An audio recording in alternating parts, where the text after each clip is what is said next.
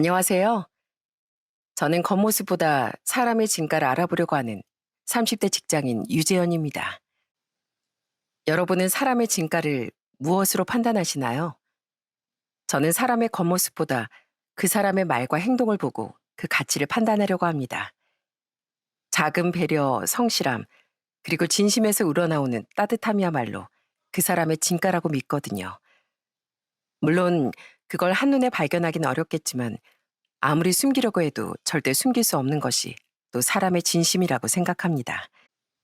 하지만 안타깝게도 전 결혼 전에 시어머니의 욕망으로 가득 찬 진심을 보게 되고 말았네요.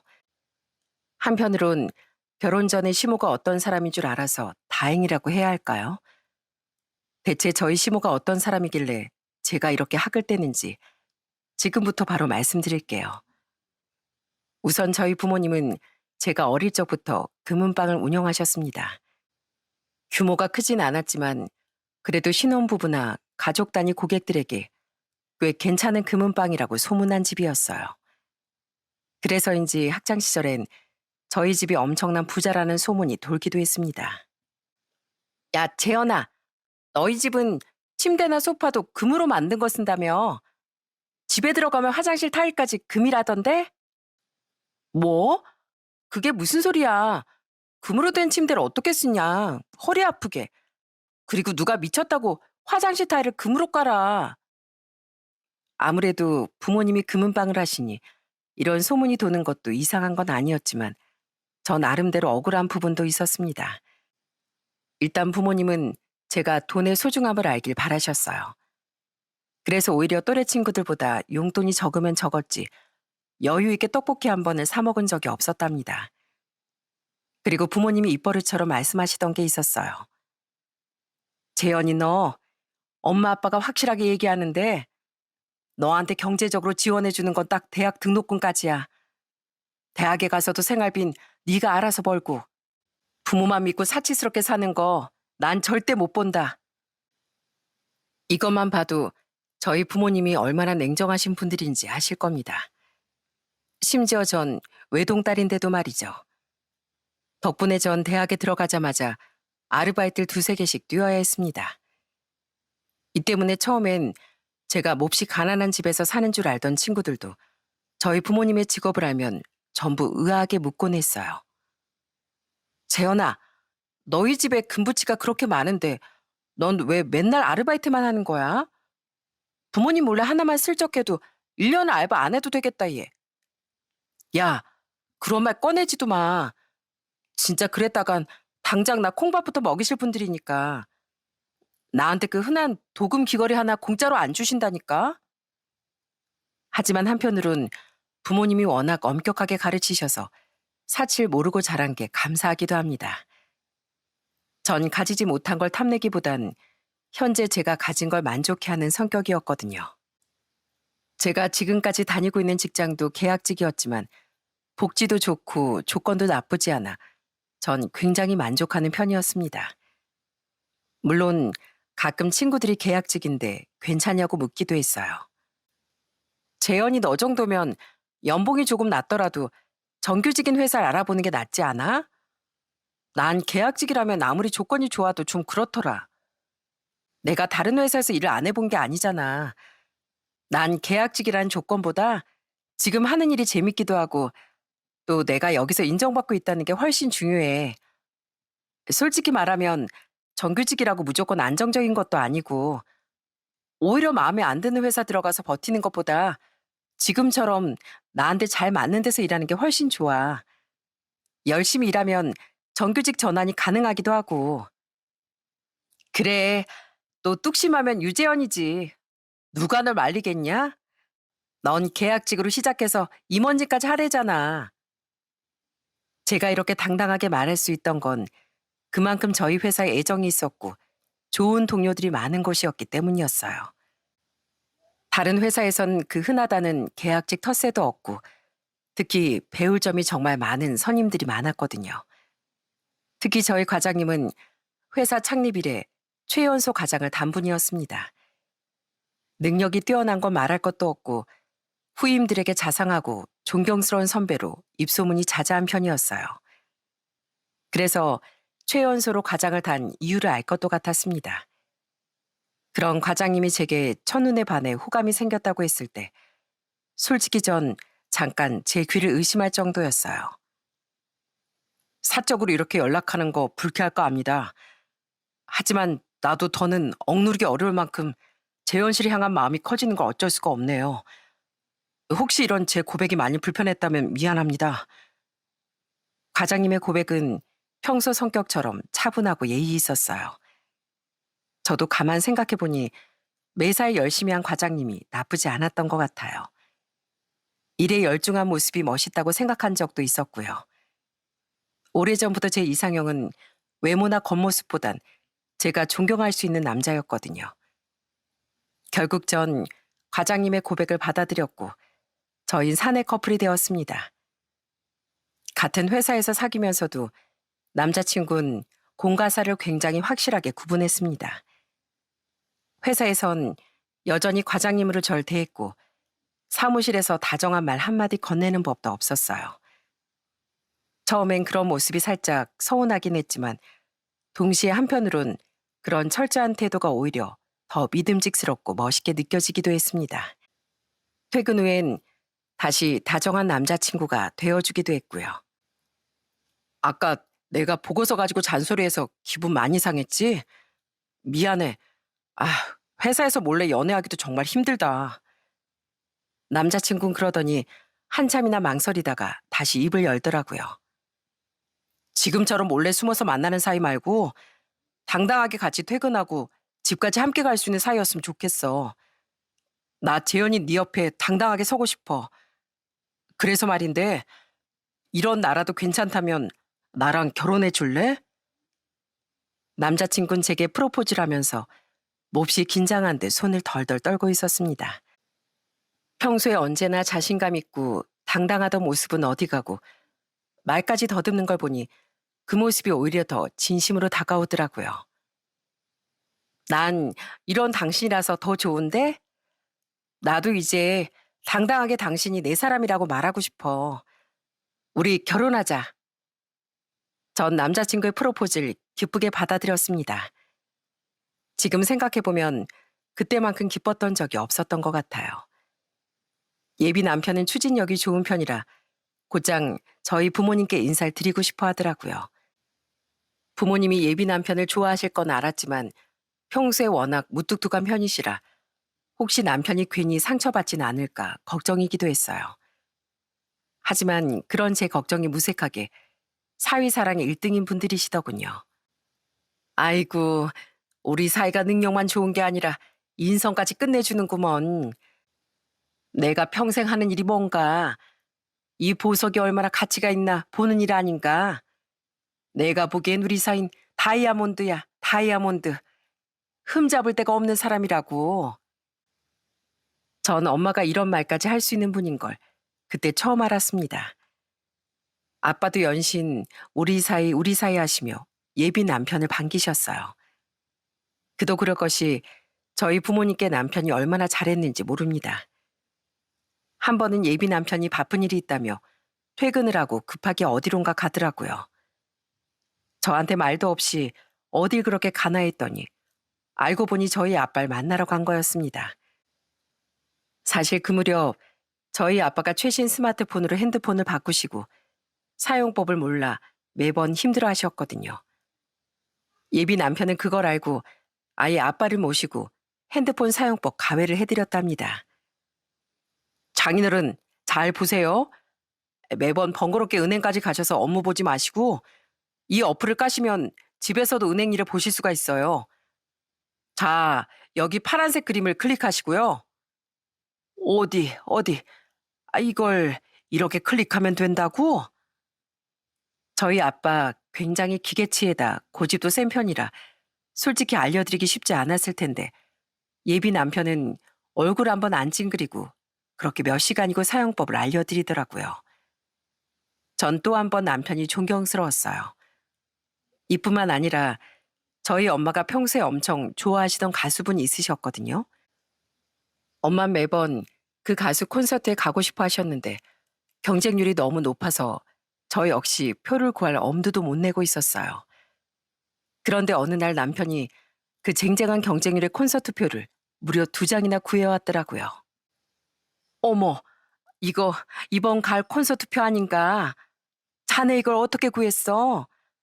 재현이도 맨날 구해본다고 하고 못 구한 표인데. 장모님 이렇게 좋아하시니까 저도 기쁘네요. 사실은 회사에 젊은 후배들한테 선물 하나씩 해주고 부탁했어요. 역시 젊은 친구들이 손이 빠르던데요. 예비 남편은 후배들에게 부탁까지 해가며 어렵사리 콘서트 표를 구한 거였습니다. 덕분에 저희 엄만 친구분까지 데리고 그렇게 꿈에 그리던 콘서트를 다녀오실 수 있었죠. 그때 공연이 얼마나 좋으셨는지 몇 년이 지난 지금도 말씀하신다니까요. 그때 생각만 해도 아직도 내 심장이 쿵쿵 뛰는 것 같다니까. 꼭 학창 시절에 소녀 팬이 된 것 같았다고. 이게 다 우리 사위 때문이잖아. 고마워, 사위. 예비 남편은 외동딸인 제게 못해드리는 부분까지 챙기려고 노력하곤 했습니다. 제 부모님께 작은 선물이나 기념일 이벤트를 챙기는 건 물론이고 제가 미처 신경 쓰지 못하는 일까지 먼저 살펴주셨죠. 전 결혼 전부터 가족처럼 처가를 살피는 예비 남편에게 참 고마웠습니다.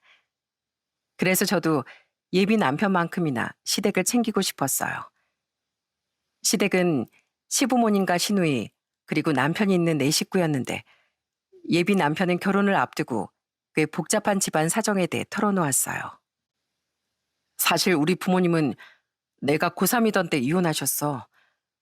두 분 다 시골 분들이라 멀리 가지 못하고 지금도 한 동네 살고 계시긴 하지만 솔직히 난 아직까지 어머니 얼굴을 보고 사는 아버지가 대단하다고 생각할 정도야. 내 입으로 우리 어머니 흉을 보는 게 맞는지 모르겠지만 진짜 해돼도 너무하신 분이거든. 오죽하면 내 동생은 어머니 얼굴 보기도 싫다고 고향엔 얼씬도 안 하겠어. 그러면서 예비 남편은 시모가 대체 어떤 분인지 솔직하게 말해주더라고요. 어릴 때부터 어머니 성격이 사납기로 동네에서 유명하셨어. 보통 싸움닭이라고 하지? 우리 어머니가 딱 그러셨으니까. 어쩌다 집 앞에서 외지인들 차가 지나만 가도 소리를 지르면서 쫓아내시고 시장에 가면 상인들과 안 싸우시는 날이 없었다니까. 어머니 본인 마음에 안 드시면 그게 누구라도 막말하고 화내고 툭하면 싸우고. 나도 어머니랑 인연을 끊을까 골백 번도 넘게 고민했는데 그래도 날 낳아주신 분이라 어쩔 수 없이 연을 이어가고 있어. 내가 이렇게까지 말하는 건 혹시 어머니를 만났을 때 당신이 상처받을까 봐 걱정돼서 그래. 그러면서 예비 남편은 몹시 걱정스러운 표정으로 내키지 않으면 심을 만나지 않아도 된다고 했습니다. 저는 대체 어떤 분이길래 아들인 예비 남편이 이렇게까지 말하나 궁금하기까지 했어요. 아, 어머님이 그런 분이시구나. 근데 난 괜찮아. 당신이 미리 말해줬으니까 각오를 단단히 하고 가볼게. 그리고 당신이 내 옆에 있을 거잖아.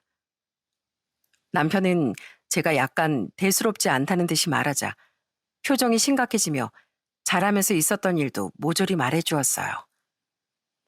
한 번은 집에 중요한 손님이 오신 적이 있었어. 굉장히 어려운 집안 어르신이었는데 그 어르신이 우리 집에 오실 때 하필 빈손으로 오신 거야. 어머님 그게 그렇게 마음에 안 드셨나 봐. 그때가 식사 때였는데 어머니가 그 어르신께 다 식은 찬밥을 드리는 거야. 집에 빈손으로 오는 사람은 손님이 아니라 불청객이라면서. 그 때문에 어르신도 굉장히 불쾌하시며 집에 돌아가셨고 어머니 아버진 그날 큰 싸움을 하셨지. 그 싸움 끝에 이혼까지 하신 거고. 남편이 그렇게까지 얘기하니 예비 시몰 찾아뵐 때 절대 빈손으로 가면 안 되겠구나 싶었어요. 집안 어르신께도 그렇게 행동하시는데 제가 빈손으로 갔다간 물벼락을 맞겠구나 싶었죠. 그리고 남편의 말이 정말 과장이 아니라는 걸 시누이를 만났을 때 또 한 번 알게 되었어요. 새언니한테 이런 말 미안하지만 난 솔직히 우리 가족, 특히 엄마랑 다시 엮일 생각 없어요. 그러니까 새언니도 잘 생각해봐요. 내가 이렇게 말한 거 우리 오빠가 알아도 아무 말 못할걸요? 그만큼 우리 엄마가 대단한 사람이니까요. 그렇지 않아도 그이한테 어머님에 대해 익히 들어왔어요. 혹시 아가씨는 왜 어머니가 저런 애는지 물어봐도 될까요? 이걸 말해야 할지 모르겠네요. 사실 저도 몇 년 전에 결혼을 약속한 사람이 있었거든요. 근데 엄마가 그 사람 직업이 마음에 안 든다고 우리 집에 찾아온 사람한테 소금을 뿌린 거 있죠? 그게 어디 어른이 할 짓이에요? 신우인 결국 시모 때문에 파혼을 하게 되었고 그 이후로 시모와 절연한 상태라고 했습니다. 신우의 이야기를 들으니 아무리 좋은 선물을 가져가도 혹시 계약직이라고 소금을 뿌리는 건 아닌가 겁이 날 정도였어요. 그쯤 되자 시모에 대한 걱정은 점점 커져갔고 솔직히 결혼에 대한 확신도 약간 흔들렸습니다. 하지만 그때 흔들리는 제 마음을 잡아준 것도 바로 제 남편이었어요. 예비 남편은 제게 한결같이 단단한 믿음을 주었거든요. 재현아, 어디까지나 결혼은 우리 둘의 문제야. 어머니가 어떻든 난 당신 편일 거고 당신을 꼭 지킬 거야. 어머님이 무슨 말씀을 하시든 그건 중요하지 않아. 나한테 중요한 건 당신이니까. 혹시 네가 우리 어머니 때문에 마음이 흔들린다면 나를 믿고 지켜봐줘. 내가 다 해결할 테니까 당신은 그냥 나만 믿고 있으면 돼. 그렇게 말해줘서 고마워. 당신도 그렇고 아가씨도 그렇고 미리 어머님에 대한 예방주사를 잘라줘서 나 어머님께 어떤 말을 들어도 괜찮을 각오가 돼 있어. 너 혹시 모르잖아. 어머님이 날 좋아하실지도. 그러니까 얼른 뵙고 인사드리자. 아버님도 나만 기다리고 계시다며. 전 그렇게 예비 남편만 믿고 드디어 시부모님이 계시는 지역으로 내려갔습니다. 시댁은 서울에서 3시간쯤 걸리는 지방이었어요. 시모는 읍내에 계시고 시아버님은 시모가 꼴보기 싫다고 읍내에서 떨어진 작은 마을로 들어가셨다고 하더라고요. 예비 남편과 전 먼저 읍내에 들려 시모를 찾아뵙고 그 다음 시아버님을 뵈러 갈 계획이었습니다. 그렇게 두근거리는 마음으로 읍내에 도착하기 전 먼저 시모에게 연락을 드렸어요. 어머니, 저희 30분 이내로 도착할 것 같아요. 아직 식사 안 하셨죠? 예비 남편은 제가 듣기에도 참 다정하게 말했습니다. 하지만 전화기 너머로 들리는 시모의 말투는 참 쌀쌀맞았어요. 넌 지금 시간이 몇인데 이제야 귀여우니? 우리 아들이 이렇게 굼뜬 애가 아닌데 보나마나 네 여자친구라는 그것이 게으름을 부렸겠지 뭐. 그때 전 제가 들은 말이 맞는지 제 귀를 의심했습니다. 아무리 저에게 직접 하는 말이 아니래도 제가 바로 옆에 있는 걸 아실 텐데요. 남편도 시모의 말에 깜짝 놀라 급하게 통화 음량을 줄이더라고요. 왜 그렇게 말씀하세요? 주말이라 차가 좀 막혀서 그래요. 그리고 원래 말씀드린 시간보다 30분이나 일찍 도착하는 거잖아요. 아무튼 서둘러 갈게요. 그렇게 통화가 끊어졌고 그 뒤로 한참이나 예비 남편이나 저나 아무 말이 없었습니다. 차가 시모의 집 앞에 도착할 즈음엔 전 다시 마음을 다잡았어요. 그리고 환하게 웃는 얼굴로 드디어 시모를 만났답니다. 그때까지만 해도 제가 잘하면 시모도 마음을 열어주실 거라고 생각했거든요. 안녕하세요, 어머님. 저 유재현이라고 합니다. 처음 뵙겠습니다. 옆에 있는 강아지는 복순이죠? 복순아, 안녕? 그때 마당에 서 계셨던 시모의 첫인상은 정말 대단했습니다. 팔짱을 척 끼고 절 위아래로 살피며 탐문수색이라도 하는 것 같았어요. 그때 시모 옆에서 반갑다고 꼬리를 치고 있는 강아지가 대단해 보일 정도였죠. 넌 나한테 인사를 하는 거니? 아님 똥개한테 인사를 하는 거니? 누가 보면 내가 복순인 줄 알겠다 너. 아 그리고 내가 왜 네 어머니야? 시모는 제가 강아지에게도 인사를 한다며 버럭 호통을 치시더라고요. 그러다 갑자기 옆에는 예비 남편을 보고 방긋 웃는 게 아니겠어요? 우리 아들 여기까지 오느라 고생 많았다. 혼자 운전하고 오느라 얼마나 피곤할고. 어서 안으로 들어와. 어머니, 저 혼자 운전 안 했어요. 휴게소부턴 이 사람이랑 교대해서 왔다고요. 시모는 그러거나 말거나 계속 우리 아들만 고생했다며 남편만 챙겨서 안으로 들어가더라고요. 그때까지 내심 1박 2일로 시부모님을 뵈러 왔다고 약간은 들떴던 마음이 완전히 가라앉아 버렸죠. 집 안으로 들어서니 그래도 꽤나 진수성찬이 차려져 있었어요. 어머님, 이걸 혼자서 다 하셨어요? 너무 맛있어 보이네요. 잘 먹겠습니다. 우리 아들 많이 먹어라. 너 좋아하는 족이랑 갈비찜 했다. 그러게 엄마 집에 좀 자주자주 오지. 그래야 우리 아들 좋아하는 거 실컷 해주지. 시모는 마치 제가 안 보이는 듯 말했습니다. 제가 앉아있는 밥상도 전부 아들을 위해 차린 것이라는 듯 눈치를 줬어요. 시모가 그렇게 행동하자 예비 남편은 제 팔을 끌어당겨 식탁 앞에 앉혔습니다. 그리고 갈비찜이나 맛있는 반찬은 죄다 제 앞으로 끌어왔어요. 당신 휴게소에서도 먹는 둥 마는 둥 했잖아. 많이 먹어. 우리 어머니가 그래도 음식 솜씨가 좋으셔. 잘 먹을게, 어머니. 남편 덕분에 겨우 한술 뜨긴 했는데 그래도 시모의 음식은 꽤 맛있는 편이었습니다. 좋은 마음으로 먹었다면 훨씬 더 좋았겠지만요.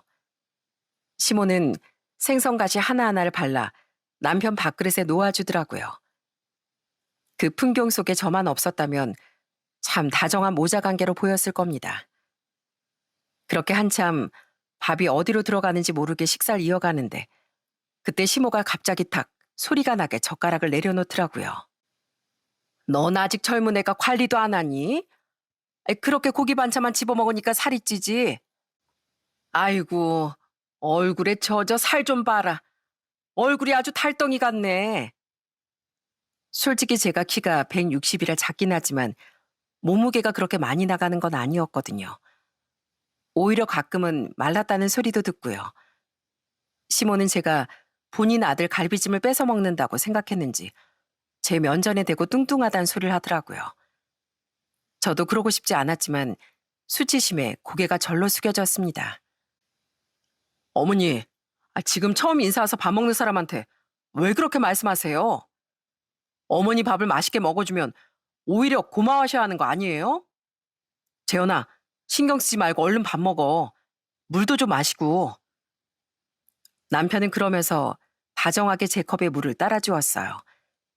시몬 그게 또 못마땅했는지 아예 자세를 고쳐 앉고 본격적으로 질문 세례를 퍼부었어요. 내가 진짜 궁금한 게 있는데 대체 넌 내 아들 뭐로 꼬신 거니? 애를 어떻게 꼬셨길래 지엄마 앞에서도 네 편을 들어? 예비 시몬은 제게 질문을 가장한 트집을 잡기 시작했습니다. 아니, 우리 아들이 중견기업 과장인데 그 정도면 잘난 아가씨들이 서로 만나고 싶다고 줄을 설 거 아니야. 근데 듣자하니 넌 계약직이라며? 정규직 과장하고 계약직 대리가 말이나 되니? 그제야 전 예비 시모가 절 마음에 들어하지 않는 이유를 알 것 같았어요. 본인 아들에 비해 제 지위가 현저히 떨어진다고 생각한 모양이었어요. 시모가 트집 잡는 이유를 알고 나자 전 어이가 없으면서도 슬슬 화가 나더라고요. 어머님, 제가 이런 말씀 드리는 거 죄송하지만 저도 썩 기분이 좋지만은 않네요. 제가 마음에 안 드시는 것 같은데 그래도 첫 만남에 어떻게 꼬셨냐고 묻는 건 솔직히 조금 당황스럽습니다. 저도 즐거운 마음으로 여기까지 내려왔는데 어머님이 그러시면 저도 어떻게 행동해야 할지 모르겠어요. 결국 저도 참지 못하고 시모에게 솔직한 제 마음을 얘기했고 예상대로 시모는 얼굴이 벌개져선 크게 호통을 쳤습니다. 아니, 지금 누구 앞에서 잘났다고 떠드는 거야? 요즘 것들은 어른 앞에서 아주 꼬박꼬박 말대꾸하고 지 잘났다고 시부모를 가르치려 든다니? 이러니까 내가 처음부터 널 마음에 안 들어 한 거야. 내 아들은 훨씬 잘 나갈 인재인데 솔직히 네가 발목 잡는 거 아니냐? 계약직 주제에 어떻게 과장을 노려? 너 혹시 꽃뱀 그런 거 아니야? 네 관상을 보니까 딱 그렇네. 말씀이 너무 심하시네요. 전 어머님 잘난 아들 발목 잡은 적 없습니다. 결혼이라는 게 서로 마음을 통하는 일이지 누가 일방적으로 매달린다고 결혼이 되나요? 제가 보기엔 어머님 관상이 딱 며느리 잡을 관상이시네요. 서로에게 이렇게 막말까지 주고받으니 더는 밥은커녕 물 한 잔도 마실 분위기가 아니게 되었어요. 저도 화가 머리끝까지 났고 남편도 화를 참는 듯 입술을 깨물고 있었어요. 시모는 더더욱 날뛰며 제게 삿대질까지 하더라고요. 난 너같이 기본 예의도 모르는 걸 내 며느리로 인정 못한다. 어디서 배워먹은 말버릇이야? 뭐? 내 관상이 며느리 잡을 관상이라고? 오냐? 그럼 오늘 네 말대로 며느리 한번 잡아보자고. 그러던 그때 남편이 갑자기 식탁 의자를 박차고 일어나 밖으로 나갔습니다. 예비 남편의 갑작스런 돌발 행동이라 저도 시모도 깜짝 놀랐어요. 잠시 예비 남편은 쇼핑백 하나를 들고 돌아왔습니다. 저는 그 쇼핑백의 정체를 알고 있었어요. 왜냐하면 그건 제가 시모를 위해 꽤 신경 써서 준비한 거였으니까요. 어머니, 이거 보여요? 이거 장모님하고 재현이가 어머니 드린다고 얼마나 신중하게 고른 선물인 줄 아세요? 이 사람은 이렇게나 신경을 쓰고 여기까지 왔는데 어머니는 어떻게 이러실 수가 있어요? 이럴까봐 내가 다시는 어머니 안 보려고 한 거예요. 뭐? 선물? 음, 그런 게 있으면 진작에 말하지. 무슨 선물인데 그래? 시몬 그러더니 남편 손에서 쇼핑백을 냉큼 뺏어갔습니다. 그리고 쇼핑백 안에 들어있는 선물을 보곤 표정이 싹 바뀌어선 누가 봐도 티가 나게 기뻐하더라고요. 이게 뭐냐? 이거 금목걸이 아니야. 세상에 이게 몇 돈짜리야? 넌 이런 걸 가져왔으면 빨리 말하지. 뭐 서프라이즈 선물이니? 어머님 많이 기뻐 보이시네요. 저희 엄마가 그거 예물로 드리라고 준비한 금목걸이에요. 무려 10돈짜리로요. 저희 엄마가 요즘 유행하는 모델로 얼마나 신중하게 고르셨다고요.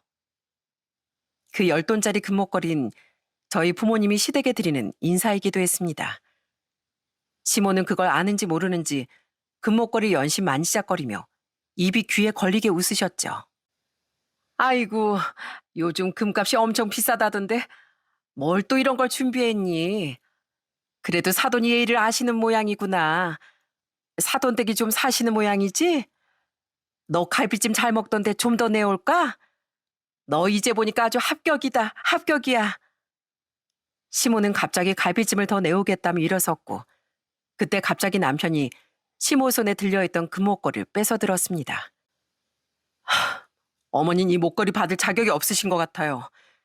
저도 양심 있지. 이 사람을 그렇게나 무시하던 어머니한테 어떻게 이런 귀한 선물을 드리겠어요? 뭐야? 너 갑자기 왜 이래? 사돈댁이 나한테 주신 선물을 왜 네가 나서서 난리야? 어머님, 이제 와서 제가 합격이라고요? 죄송한데요. 전 어머님이 불합격이네요. 저는 예의도 모르고 정규직 계약직으로 사람 됨됨이를 따지는 분은 도저히 어머니로 모실 수가 없거든요. 그러니까 이 목걸이는 다시 가져가도록 하겠습니다. 전 예비 남편에게 목걸이를 전달받아 다시 쇼핑백 안에 넣어버렸어요. 시모는 뼈다귀를 뺏긴 복순이처럼 전전긍긍하며 다급하게 매달리더라고요. 예, 아무리 그래도 그렇지. 줬다 빼는 게 어딨니? 그리고 내 손때 묻어서 다시 가져가 봐야 소용도 없을 거야. 사부인이 내 생각해서 주신 걸 다시 가져가면 그게 더 예의가 아니지. 아니요. 저희 엄마도 제가 예비 시댁에서 어떤 취급을 받고 온 줄 아시면 당장이라도 돌려달라고 하실걸요? 무엇보다 제가 선물을 드리고 싶은 마음이 아예 사라졌거든요. 이럴 거면 금목걸이가 아니라 문방구에서 사탕 목걸이나 사올 걸 그랬나 봐요. 금도 어울리는 사람한테나 금이죠. 이 목걸이 제가 안 가져왔으면 저한테도 소금 뿌리셨을까요? 저도 저희 부모님께 귀한 자식이고요. 저희 부모님이 예물이라고 얼마나 신경 써서 준비하신 줄 아세요? 제가 이렇게 강경하게 나가자 시모는 갑자기 제 손을 붙잡곤 애걸복걸하기 시작했습니다. 내가 몰라서 그랬다. 몰라서. 내가 시골 촌사람이라 잘 몰라서 그랬어. 난 그냥 네가 우리 아들 돈 뜯어먹으려고 접근한 줄 알았지 뭐. 계약직이라고 그러기에. 진짜 끝까지 말씀이 심하시네요, 어머니. 이 사람한테 당장 사과하세요. 그리고 말은 바로 하랬다고 가만히 있는 사람한테 제가 먼저 접근한 거예요. 누가 누구 돈을 뜯어먹어요? 장인어른 장모님이 얼마나 큰 금방을 하시는지 알기나 하세요? 오히려 저랑 결혼해줘서 고맙다고 해야 할 판이라고요. 재현아, 진짜 미안하다. 이만 가자. 전 그 즉시 가방을 챙겨 자리에서 일어났습니다. 남편도 바로 제 뒤를 따르려길래 그런 남편은 다시 자리에 앉혔어요. 전 먼저 일어나겠습니다. 저희 부모님이 이 모습을 봤으면 아주 통곡하셨을 거예요. 그리고 오빠, 미안한데 나 그냥 가볼게. 난 괜히 모자 사이 회방 넣고 싶지 않아. 나만 가면 될 것 같으니까 오빠는 여기 계속 있어. 그러면서 전 시모의 집을 박차고 나왔습니다. 예비 남편도 망설이지 않고 그런 제 뒤를 곧장 따라 나왔고요. 어머니, 제가 진짜 마지막으로 말씀드릴게요. 어머니 며느리 볼 자격도 없어요. 제발 아들내미 파혼당하는 걸 보기 싫으면 예의 있게 좀 행동하세요. 제발요. 저 갑니다. 아마 다시는 먼저 연락드리는 일 없을 겁니다. 어머니 이거 다 자업자득이에요. 그러니까 너무 서운하게 생각 마세요. 고맙게도 예비 남편은 시모 말고 제 편에 서주더라고요. 근데 정말 웃긴 게 뭐냐면 시모는 그렇게 가버리는 저희 뒤통수에 대고 끝까지 이렇게 외치더라고요. 얘들아, 갈 때 가더라도 그 금목걸이는 두고 가야지. 그거 내 선물이잖니. 아유, 나도 아들내가 주는 금목걸이 꼭 차보고 싶었단 말이야. 그러니 내 선물은 두고 가. 시모는 그 와중에도 금목걸이를 도로 뺏긴 게 억울했나 봅니다. 저는 곧장 차에 올라타 운전대를 잡았고 예비 남편도 급하게 차에 올랐어요. 재현아, 내가 정말 네 앞에 설 자격이 있는지 모르겠다. 우리 어머니가 어떤 분이라고 미리 말하긴 했지만 저 정도로 아나무인으로 행동하실 줄을 몰랐어. 오죽했으면 우리 아버지가 이혼을 다 하셨겠어. 친척 어른들도 어머니만 나타나면 자리를 뜨실 정도야. 정말 미안해. 장인어른 장모님께도 내가 사과드릴게. 아니야. 오빠가 무슨 잘못이 있겠어. 그냥 지금은 오빠도 저런 어머님 밑에서 참 힘들었겠다는 생각만 드네. 일단 서울로 올라가자. 나 지금은 무조건 빨리 집에 가고 싶어. 남편은 제가 운전하는 내내 계속 미안하다며 연신 사과를 했습니다. 그땐 저도 정말 머리가 복잡했어요. 그렇게 그 지역을 벗어나려는데 그때 남편의 전화가 울렸습니다. 서울에서 여기로 내려올 때 차와 남편 휴대폰을 블루투스 연동을 해두었는데 이름이 뜬 걸 보니 시아버님이시더군요. 덕균아, 애비다. 서울에서 잘 내려왔어? 그래, 너희 엄마 집엔 들렸고? 혹시 거기서 자고 올 생각인가 싶어서. 아니면 여기 집에 우리 아들 며느리 잠자리를 봐둬야 하니까. 혹시 뭐 네 엄마 또 사고 친 건 아니지? 그게요, 아버지. 자세한 얘기는 나중에 제가 말씀드릴게요. 지금은 상황이 좀 그래요. 뭐? 왜? 아휴, 네 엄마가 또 실수한 모양이구나. 거기 옆에 우리 예비 새아가 듣고 있지? 그 옆에 내가 또 무슨 실수를 했는지 모르겠다만 내가 대신 사과하마. 행여 기분 상한 게 있으면 마음에 담아두지 말고 다 흘려버려라. 그 옆에 내 말 귀담아 들을 거 하나 없어. 예비 시아버진 제 편을 들어주시며 심을 만나면 홍군형을 내주겠다고 하셨어요. 시아버지가 저보다 더 화를 내며 편을 들어주시니 저도 마음이 조금은 풀리더라고요. 그리고 여기까지 왔는데 예비 시아버님께 인사를 드리지 않고 가버리는 건 또 이의가 아닌 것 같더라고요. 아버님, 저 옆에 있습니다. 아버님 괜찮으시다면 조금 늦었지만 지금이라도 아버님 댁에 가도 될까요? 아유, 그럼 당연하지. 얼른 오니라. 내가 사실 아까부터 기다리고 있었어. 운전 조심해서 오고. 그때까지 마음이 완전 개운한 건 아니었지만 그래도 예비 시아버님께 인사를 드리기 위해 차를 몰았습니다. 예비 시아버님은 시골에서 작게 농사를 지으시는 분이었어요. 예비 남편과 연애할 때 쌀도 몇 번 보내주시기도 했고요. 하지만 예비 시모에게 워낙 당한 게 많아 저도 모르게 약간의 색안경을 끼고 있었습니다. 예비 시모나 시아버님이나 비슷한 분이면 어쩌나 싶어서요. 하지만 시아버님 댁에 도착해보니 시모 댁에 갔을 때야 분위기가 여실히 달랐습니다.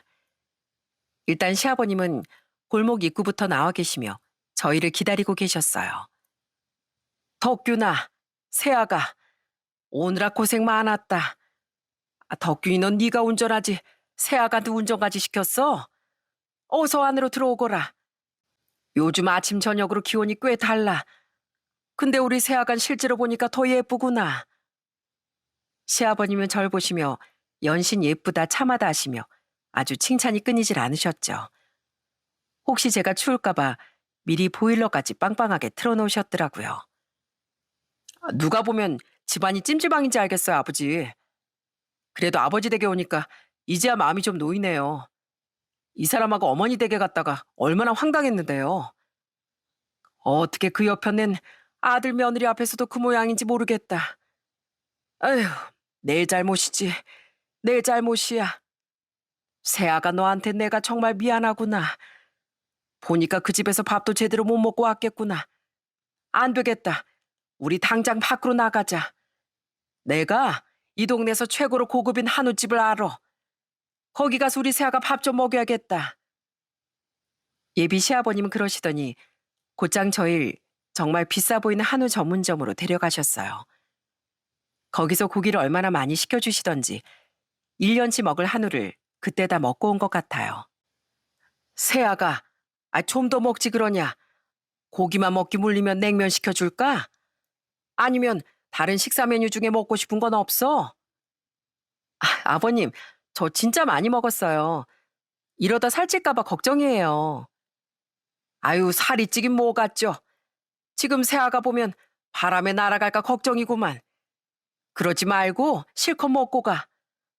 덕균이 넌 뭐 하고 있어? 세아가 앞접시 고기 빈 거 안 보이냐? 예비 시아버님은 정말 제가 바람에 날아가기라도 할까봐 애지중지하시며 연신 저만 챙겨주셨어요. 오히려 남편이 완전 뒷전이었죠. 전 조금 전 시모에게 모욕을 당한 건 벌써 잊어버리고 예비 남편과 시아버님의 극진한 대접을 받았답니다. 그렇게 배가 터지게 한우를 먹고 아버님 댁에 들어와서도 과일이며 주전부리며 먹을 걸 잔뜩 챙겨주셨어요. 혹여 제가 시골집에서 자는 걸 불편해할까봐 이부자리 역시 2번, 3번 살펴주셨죠. 세아가 비록 아직 결혼 전이지만 내가 벌써부터 너한테 미안한 게 참 많다. 사돈 어르신 사부인께도 마찬가지고 이렇게 귀하게 키운 딸을 우리 집처럼 사연 많은 집에 시집 보내시는 마음이 어떠시겠냐. 혹시 사돈 댁에서 우리 덕균이 마음에 안 들어 하셔도 내가 할 말이 없다. 아니에요, 아버님. 저희 부모님께서도 오빠 정말 마음에 들어 하세요. 그리고 말이 나온 김에 이거 저희 부모님께서 예물로 준비해 주신 선물이에요. 꼭 기쁘게 받아주셨으면 좋겠습니다. 전 말이 나온 김에 저희 부모님이 예비 시아버님께도 전해드리라고 주셨던 금팔찌를 꺼냈습니다. 그 팔찌도 시모와 똑같이 10돈짜리 금팔찌였어요. 이게 다 뭐냐? 아이고, 난 이런 거 못 받는다. 예물이라고 주신 것 같은데 내 이거 마음만 받으마. 난 그저 너희들이 오순도순 잘 살면 그걸로 충분하다. 이 예물은 잘 받았다고 꼭 말씀드리고 다시 돌려드리는 게 맞는 것 같다. 예비 시아버님은 그러시면서 정중하게 금팔찌를 돌려주셨습니다. 시아버님이 이렇게 말씀해 주시니 전 시모에게 뺏어온 옷걸이까지 다 드리고 싶어졌어요. 전 그때만큼은 고집을 부리며 끝까지 팔찌를 채워드렸답니다. 아버님, 말씀은 정말 감사하지만 저희 부모님께서 정성껏 준비하신 거라 꼭 받아주셔야 돼요. 저희도 이렇게라도 감사한 마음을 전하고 싶거든요. 아버님이 잘 길러주신 아드님을 저희 집 사이로 맞이하게 해주셔서 감사하다는 인사예요. 예비 시아버님은 끝까지 고집을 부리는 제 손을 바라보시더니 결국 미소를 지으며 팔찌를 받아주셨습니다. 그래, 네가 그렇게까지 말하니 받겠다. 하지만 진짜 중요한 건 예물보다 이렇게 서로 감사한 마음을 갖는 거란다. 사돈 댁에 내가 직접 전화 드리마. 전 오히려 예물을 너무나 소중하게 받아주시는 예비 시아버님이 감사했습니다. 제가 언제나 꿈꾸던 시댁 생활은 바로 이런 것이었거든요. 그 이후 잘 시간이 되자 시아버님은 칫솔을 깜빡한 절 위해 그 오밤중에 오토바이를 타고 면회 하나 있는 슈퍼문을 두드려 칫솔을 사다 주시기까지 했어요. 다음날 아침이 되자 새벽부터 일어나 아침 식사를 차려주시고 점심엔 장어까지 사주신 거 있죠? 새아가, 어젠 고기 먹었으니까 오늘은 장어 어떠냐? 여기 근처의 도시에서도 일부러 찾아오는 장어집이 있어. 여기까지 내려온 김에 몸보신 제대로 하고 가면 좋잖니. 거긴 아버지 생신 때나 가던 곳 아니에요? 이야, 재현이 덕분에 저까지 제대로 호강하네요. 우리 새아갈 본 게 생일만큼이나 축하할 일이지. 넌 가서 열심히 장어골 준비나 해. 덕분에 전 전날 저녁에 이어 그날 점심에도 장어를 배불리 먹고 돌아왔답니다. 아버님, 여긴 제발 제가 계산하게 해주세요. 저 아버님 용돈도 준비 못했는데 자꾸 이렇게 비싼 거 사주시면 마음이 불편해요. 불편하긴 뭐가 불편해. 며느리한테 밥 얻어먹는 시애비 마음은 편할 것 같아? 우리 새아가 밥 사주는 돈은 하나도 안 아까우니까 행여나 지가 꺼낼 생각 말거라. 그렇게 1박 2일 동안 시아버님 댁에 머물러서 전 살이 2kg나 찐 거 있죠. 그만큼 예비 시아버지께 큰 사랑을 받고 무사히 서울로 돌아왔습니다. 그로부터 며칠 뒤 시아버님은 제게 하셨던 말씀처럼 직접 서울로 올라오셔서 저희 부모님을 뵙고 감사 인사를 드리셨어요. 사부인, 제가 전화로만 인사를 드리는 건 예의가 아닌 것 같아서 이렇게 찾아뵙습니다. 혹시 실례가 된 건 아니겠죠? 아닙니다, 사돈어른. 오히려 서울까지 올라오시게 해드려서 저희가 죄송하죠. 그 팔찐 예물이라고 생각하시고 받아주세요.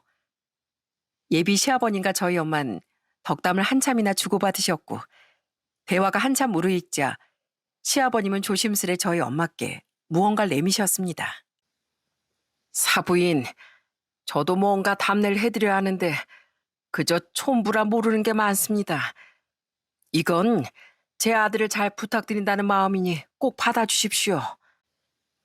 놀랍게도 예비 시아버님이 건네신 선물은 저희 집에서 드린 것과 비슷한 금팔찌였습니다. 아무래도 사부인께서 전문가이시니 제가 준비한 선물이 마음에 드실지 모르겠습니다. 저도 비슷하게 10돈짜리로 준비했는데 부디 기쁘게 받아주셨으면 좋겠습니다. 저도 그렇고 저희 엄마도 시아버님의 선물을 받고 정말 깜짝 놀랐습니다. 엄만 선물을 마음만 받겠다며 정말 기쁘게 돌려드렸어요. 사돈어른, 제가 어떻게 이걸 다시 받겠습니까? 사돈어른께서 제 딸아이를 친딸처럼 대해주신다는 말 많이 들었습니다. 사돈도 그러시겠지만 전 제 딸이 행복하게 잘 사는 것만으로도 10돈, 100돈짜리보다 더 귀한 선물을 받은 기분이에요. 그러니 이 선물은 정말 마음만 받겠습니다. 엄마는 시아버님께 정말 정중하고 단호하게 말씀하셨어요. 결국 예비 시아버님도 고집을 꺾고 마셨죠. 사부인 뜻이 정 그러시다면 제가 어떻게 억지로 드리겠습니까? 그러면 이건 제가 우리 며느리에게 선물하는 것으로 해도 될까요? 그건 허락해 주시겠죠? 시아버님은 그러시며 제 팔목에 금팔찌를 채워주셨어요. 엄마도 그거 막을 수 없으셨는지 결국 웃으며 감사하다는 인사를 전하셨습니다. 저흰 모두 각자의 손목에 마음에 금보다 더 귀한 선물을 하나씩 나눠 갖게 되었답니다. 물론 시모만 빼고서요. 잘난 아들을 앞세워 욕심만 부리던 시모에겐 결국 아무것도 남지 않게 되었네요. 전 그 이후에도 결혼 전까지 계속 예비 시아버님께만 연락을 드리며 차근차근 결혼 준비를 해나갔습니다. 제가 시모와 연락을 끊으니 시누이하고도 자주 볼 기회가 많아졌어요. 저희 시누이도 시아버님 성격을 닮았는지 참 베푸는 걸 좋아하는 사람이었거든요. 새언니, 결혼 전에 신부들 피부 관리 많이 받는다면서요. 제가 주변에 먼저 결혼한 언니들한테 물어물어서 좋은 샵으로 예약해뒀어요. 이건 시누이가 주는 결혼 선물이니까 대신 저랑 같이 가서 받아요. 아가씨, 그런 마사지 엄청 비싸다던데 너무 무리하는 거 아니에요? 아, 정말 고마워요. 제가 나중에 아가씨 결혼할 때 진짜 최고급 혼수로 선물할게요. 에이, 그건 저희 오빠한테 삥 뜯을 계획이 다 있어요. 가만, 부부 재산은 공동 재산이니까 그러면 언니한테도 선물 받는 게 되려나요? 그러면 순수하게 오빠 용돈 내서 삥 뜯을게요. 그러면서 신우의 표정이 얼마나 결혼해 보이던지 그 표정을 보고 저도 한참이나 웃었답니다. 물론 결혼 준비라며 시모와 연락을 아예 끊을 수가 없었어요. 하지만 그때마다 제 방패막이가 돼준 것도 저희 신우이랍니다. 혹시 엄마한테 전화 안 왔죠? 혹시 우는 소리 하시면서 전화 와도 절대 받지 마세요, 새언니. 아니다. 아예 차단하세요. 그거 그 못 받은 금목걸이 생각나서 그러는 거라니까요. 누가 보면 하나 있는 딸이 참 냉정하다고 하시겠지만 이건 우리 엄마를 겪어봐야 알아요. 겪어본 사람이면 오빠나 저나 왜 이렇게까지 하는 줄 이해한다니까요. 저도 시댁 식구들이 먼저 나서서 제 편을 들어주시는 걸 보고 결혼식에 시모를 불러야 하나 말아야 하나 고민이 참 많았습니다. 그래도 멀쩡히 살아계신 시모만 결혼식에 부르지 않는 건 도저히 못할 짓 같았거든요. 남편이 지금은 먼저 나서 안 불러도 된다고 하지만 나중에 후회할지도 모른다는 생각이 들었고요. 오빠, 나 진짜 신중하게 결정했는데 아무래도 결혼식장에 어머님을 모셔야 할 것 같아. 당신은 괜찮다고 하지만 나중에 내가 후회할 것 같아. 나도 며느리 도리를 다해야 어머니께 당당하게 할 말이 있을 것 같고. 정말 괜찮겠어? 내 입장 때문에 그런 거면 난 괜찮아. 그래도 막말뿐인 우리 어머니를 나보다 더 생각해줘서 고마워. 난 언제나 네 선택에 따를 거야. 전 고심 끝에 시모를 결혼식장에 모셨습니다. 저희 엄마 화촉 점화도 하시고 시아버님과 나란히 혼주석에 앉혀드렸고요. 물론 두 분은 멀찌감치 떨어져 앉으셨지만요. 시모는 결혼 직전에 남편과 신우에게 잔소리를 꽤나 들으시고 결혼식 내내 잔뜩 귀가 주고 가만히 앉아만 계셨어요. 전 그런 시모가 조금 짠하다는 생각이 들었지만 제 옆에 있던 신우이가 절 번쩍 정신 차리게 해주었어요. 새언니, 엄마 표정 보고 속지 마세요. 저거 연기예요, 연기. 지금 하객들도 있고 사돈 어르신들도 계시니까 저러는 거라고요. 그러니까 괜히 마음 쓰지 마세요. 알겠죠? 아니나 다를까 결혼식 내내 조용하시던 시모는 식이 끝나자 넌지시 축의금이 얼마나 나왔냐고 물었습니다. 아니, 여기 하객 중에 내 손님도 많을 텐데 나한테도 좀 줘야 하는 거 아니냐? 많이 달라고는 안 그럴 테니까 딱 4분의 1 정도는 받아야 할 것 같은데. 어머니, 말이 되는 소리 하세요. 괜히 장인 장모님 들으실까 봐 무서우니까 그런 소리 꺼내지도 마시라고요. 그리고 여기 어머니 손님이 어딨어요? 친척 어르신들도 어머니 얼굴 보자마자 바로 식사하러 가셨잖아요. 다행히 남편이 알아서 자르는 바람에 축의금 소린 쏙 들어가고 말았네요. 그렇게 행복하게 결혼식을 올린 후에도 시모는 종종 전화를 걸어와 왜 시아버지와 본인을 차별하냐고 대놓고 서운해하셨어요. 아니, 너희도 정말 너무하다. 너희 시부만 부모고 난 사람도 아니냐? 왜 나한테 전화 한 통이 없어? 설마 너 아직도 그때 그 금목걸이 때문에 화가 난 거야? 넌 참 속도 좁다. 어머님, 전 속이 좁아서 이번 명절에도 아버님 댁에만 들릴 것 같아요. 아버님 댁에 가면 쌀도 주시고 유기농으로 기른 상추니 깻잎이니 그런 것도 하나름 안겨주시거든요. 어머님 댁에 가면 저만 쫄쫄 굶고 올 텐데 제가 배가 고파서 어떻게 가겠어요. 결혼하고 벌써 2년이 지났지만 시모와 저희 부부 사이는 이렇게 냉랭하기만 합니다. 가끔은 남편에게 미안해서 저 빼고 혼자라도 시모를 뵙고 오라고 하기도 해요. 하지만 남편은 절대 안 간다고 저보다 더 싫은 내색을 보입니다. 때문에 전 명절날이나 생신날 시아버님 댁에만 방문하고 있고요. 새아가, 이거 네가 좋아한다는 그 뭐냐, 치즈케이크다. 이거 읍내 가서 몇 번을 물어서 사왔어. 이거 맞지? 우리 며느리가 드디어 정규직으로 전환됐다는데 우리 축하 파티라도 해야지.